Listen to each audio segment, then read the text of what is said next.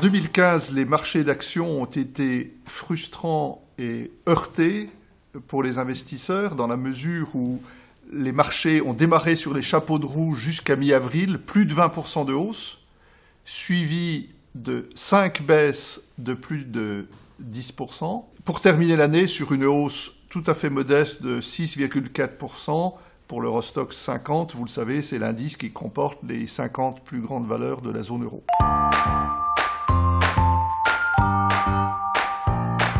Eh bien, j'en compte 4. En premier lieu, la baisse des prix du pétrole, 35%, et des matières premières en général. Un dollar qui s'est apprécié contre toute devise, plus 10% contre l'euro. Le ralentissement chinois et la baisse de sa monnaie à partir du mois d'août. Et les actions vigoureuses des banques centrales, notamment la Banque centrale européenne.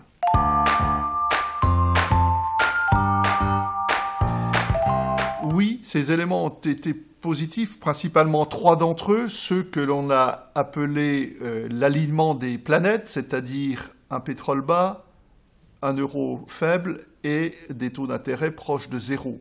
Ces éléments ont contribué à faire redémarrer la croissance dans la zone euro.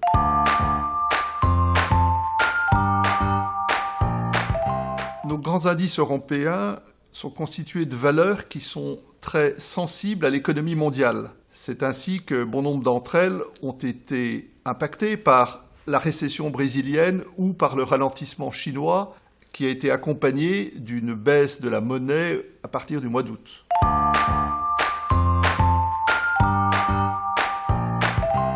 Oui, pour plusieurs raisons. Tout d'abord, les marchés disposent d'un potentiel de hausse. En effet, les actions n'ont pas intégré la totalité de la croissance des bénéfices des 2 dernières années. Par ailleurs, lorsque les prix du pétrole et des matières premières seront stabilisés, on peut s'attendre à une contribution positive des valeurs minières et pétrolières alors qu'elles avaient pesé fortement en 2015. En matière de risque, le plus évident pour nous est celui de la hausse des taux directeurs de la Banque centrale américaine. Elle a initié le mouvement en décembre 2015. Si elle se montrait trop agressive, ça pourrait constituer un risque important pour les marchés en général et particulièrement pour les marchés émergents. En conclusion, pour nos fonds diversifiés, nous privilégions les actions aux obligations. 2016 sera probablement positif pour les marchés d'actions, mais également sportive, et pas uniquement à cause des Jeux olympiques, mais en raison des risques que nous avons évoqués précédemment, et également du fait de taux d'intérêt obligataire qui restent proches de zéro.